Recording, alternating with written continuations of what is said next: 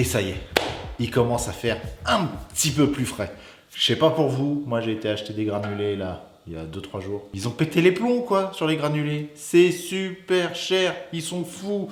Je les ai trouvés à moins de 10 euros. Dites-moi si vous avez beaucoup moins. Dites-moi les tarifs un peu dans toute la France parce que en région parisienne, ou en tout cas dans mon coin, c'est minimum, ça va être 10 balles, enfin 9,90, des conneries comme ça. Et j'ai déjà vu des sacs à 13-14 euros. Ils sont complètement givrés. Ce petit truc-là va être bien pratique, ça va bien me chauffer. Bon, maintenant c'est parti, on va faire cette cloison là-bas. Mais pour déjà faire ça, il faut que j'isole là phoniquement. Et pour ça, j'ai pris ceci, Ursa. Alors ça, juste pour vous dire, j'ai trouvé ça chez Leroy Merlin, près de chez moi. C'est à 47-48 euros, je crois, une connerie comme ça. Et j'ai pas trouvé moins cher, et surtout pour ce que j'en ai à faire, je veux juste que ce soit isolé phoniquement. Thermiquement, comme je vous ai dit, j'en ai rien à secouer. Bon, allez, sur ce, déjà pour commencer, Je sais que je vais mettre un interrupteur pendant le garage, donc de l'autre côté, il va y avoir un interrupteur. Donc, il faut que je prépare, il faut que je fasse le petit trou juste là, que je passe le câble, et après, je mets la laine isolante et phoniquement au niveau du garage, et après, je plaque. Allez, je crois que je vous avais pas montré aussi toute cette partie-là. Les spots sont mis, les plaques sont terminées d'être posées. Tout est plutôt pas mal. Ici, j'ai laissé dépasser les plaques, forcément, parce que je vais coller une plaque sur ce niveau-là.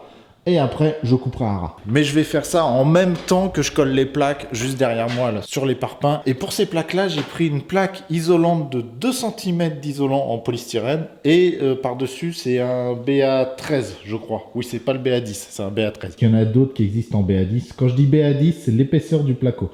BA13 fait 13 mm, BA10 fait 10 mm. Donc là, 2 cm de polystyrène et 1,3 cm de placo. Donc allez, c'est parti. On isole et on fait la petite partie électricité et après on plaque. C'est parti.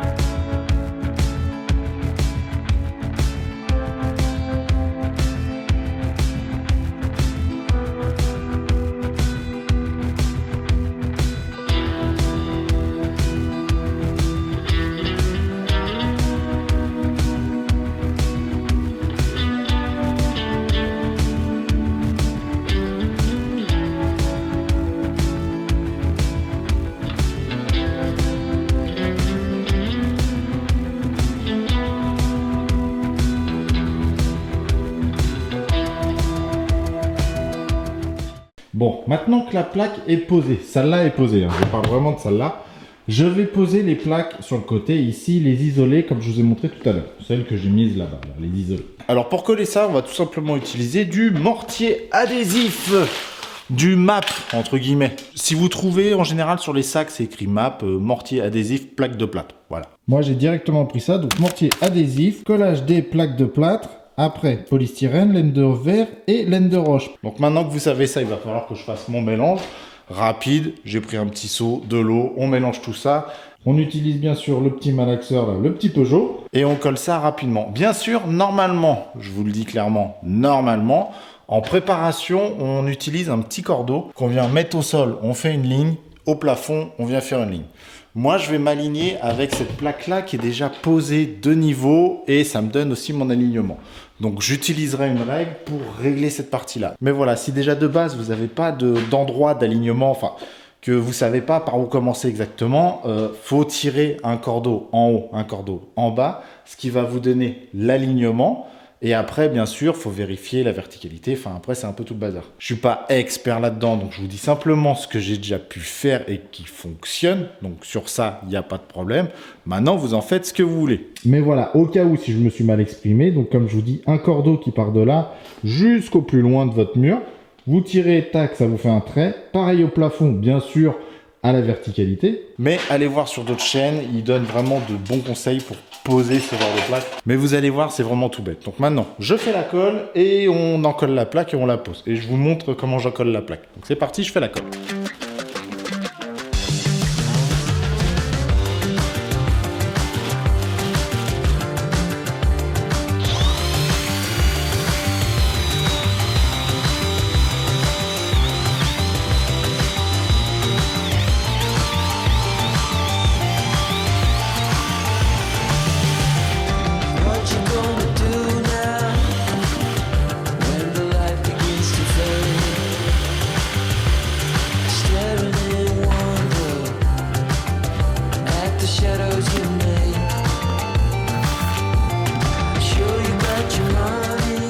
maintenant que la colle est faite, pour ce que je veux en faire, c'est-à-dire pour coller les plaques, il ne faut pas qu'elles soient trop dures ni trop liquides. Sinon, ça ne tiendra pas et c'est casse-couille. Quand c'est trop liquide, c'est chiant. Donc hop, je mets la plaque en place et je vous montre comment je recolle ça. Hop là, voilà, vous avez vu, il faut mettre des petits pâtés partout. Au lieu de mettre des gros pâtés, t'en mets trois gros pâtés et que tu avances comme ça sert à rien. Déjà, quand tu vas mettre la plaque au niveau du mur et que tu vas devoir appuyer dessus, vu que c'est des petits pâtés, tu vas pouvoir appuyer plus facilement. Ça va s'enfoncer plus facilement, ça va s'écraser plus facilement. Alors que si tu fais des gros pâtés, une fois que tu es au maximum de l'écrasement, bah tu peux plus quoi, c'est trop serré. Donc là, l'avantage, c'est que je vais pouvoir écraser plus facilement, la régler plus facilement. Bon, je vous avoue, j'ai fait ça rapide, j'ai pas pris le temps de vous montrer. Le but, il est vraiment simple. Une fois que vous avez mis votre plaque, une fois que vous l'avez calée sur votre mur, le truc pour la régler, pour que ce soit le plus droit possible, il faut utiliser une règle. Si votre règle fait exactement la hauteur de votre plafond, c'est encore mieux. Parce que votre règle va vous permettre de relier, vous savez, votre trait que vous aurez fait en bas et le trait que vous aurez fait là-haut. Donc vous allez appuyer dessus comme ça, taper pour enfoncer la plaque le plus possible. Et une fois que vous êtes à votre trait, vous arrêtez. Tout simplement, c'est juste ça. Une fois que vous êtes au trait en bas, une fois que vous êtes au trait en haut, vous arrêtez. Tout simplement. Là, moi, comme je vous ai dit, j'ai utilisé cette plaque-là. Je sais que mon alignement, c'est cette plaque-là. Je suis arrivé, j'ai ma plaque, elle est posée. Ici, je suis à ras de la plaque, forcément, je suis posé sur la plaque. Ici, je suis à ras de cette plaque. À partir du moment où je ne peux plus enfoncer, où j'enfonce plus à ce niveau-là, c'est que j'ai fini de la régler. Après, bien sûr, on vérifie toujours tout ce qu'on fait. Vous pouvez utiliser une règle comme ça, vous savez, certaines ont des niveaux à bulles dedans. Vous la prenez, vous la mettez, vous regardez si c'est le niveau, et puis c'est bon. Par exemple, là, moi, je regarde, je vois que ma plaque est bien alignée à peu de choses près. Je vous le dis clairement, ça sera toujours à peu de choses près. Tous ceux qui vous disent non, c'est parfait, c'est nickel, non. Mais quand je dis c'est à peu de choses près, c'est à quelques millimètres. Bien sûr, si vous avez 2 cm d'enfoncé, là, c'est pas bon. Là, entièrement d'accord, ça sera pas bon. Mais vous n'aurez jamais le truc vraiment tout droit d'aligné, nickel chrome. Vous aurez toujours des petits renforcements. Donc sur ces murs-là, pour moi, je considère toujours qu'il faut faire les bandes classiques et un ratissage du mur pour rattraper les petits défauts qu'il peut y avoir. C'est vraiment obligatoire. Voilà, sur ces murs-là, c'est obligatoire. Sur les autres murs, ça dépendra de votre budget. Je vous conseillerais toujours de faire un ratissage de toute la maison, histoire d'homogénéifier tout l'ensemble. Et quand vous ferez la peinture et tout ça, vous verrez pas les bandes, ça c'est sûr. Mais voilà, comme je vous dis, ça dépend vraiment de votre budget. Parce que faire un ratissage complet d'une maison, ça coûte de l'argent. Alors maintenant, si je devais conseiller aussi un petit conseil. Si jamais vous n'avez pas le budget pour faire un ratissage complet de votre maison, que je conseille honnêtement, je me forcerai quand même à faire un ratissage des plafonds. Vous faites tous vos plafonds, comme ça après vous n'êtes plus embêtés.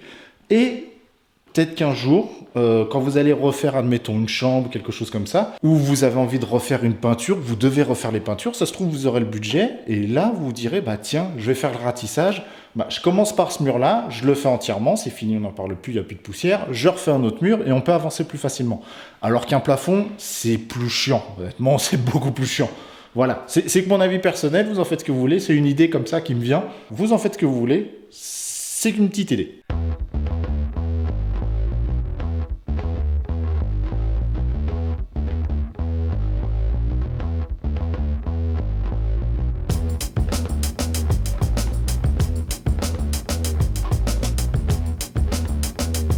Hop là, bon bah cette partie-là, c'est bon pour l'instant. Je laisse ce petit bout-là. Tout simplement, vous savez, ici, je vais avoir normalement une petite lumière calée à ce niveau-là. Donc, il faudra que j'enlève cette plaque-là. Mais ça sera après. Et quand je dis après, je pense que ça sera dans la prochaine vidéo où je vais commencer à faire mes trous de lumière sur ce mur-là pour visser tout cet ensemble-là, passer l'électricité.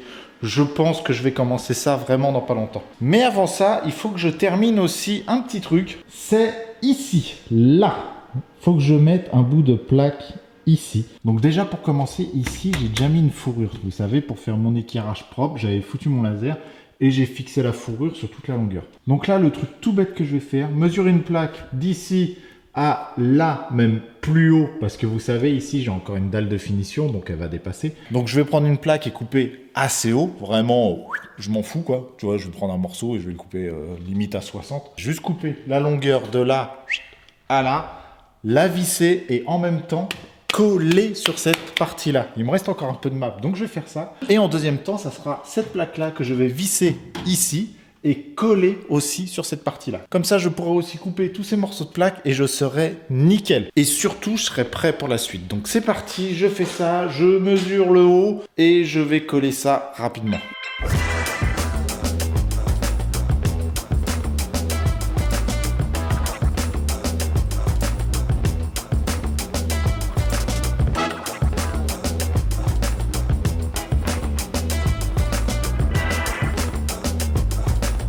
Bon bah ça y est, c'est fini d'être collé, donc là j'ai l'angle parfait, tout ça c'est droit, tout est nickel, bien sûr. Regardez là, ici c'est beaucoup plus haut que madame, hein. Il n'y a pas de souci, ça sera recoupé à ras. De la dalle de finition, je vais pas m'embêter à le couper alors que ça n'a aucun intérêt, on est bien d'accord, ça sera coupé à la fin. Mais bon vous avez vu là, il commence à faire nuit super tôt. Bon allez sur ce, moi je vais m'arrêter pour aujourd'hui, je vais continuer de travailler un petit peu tout seul. Je vais pas filmer parce que là déjà on voit quasiment plus rien, bien que j'ai les lumières, mais il faut que j'avance aussi un petit peu. C'est vrai que de filmer, ça me prend quand même pas mal de temps.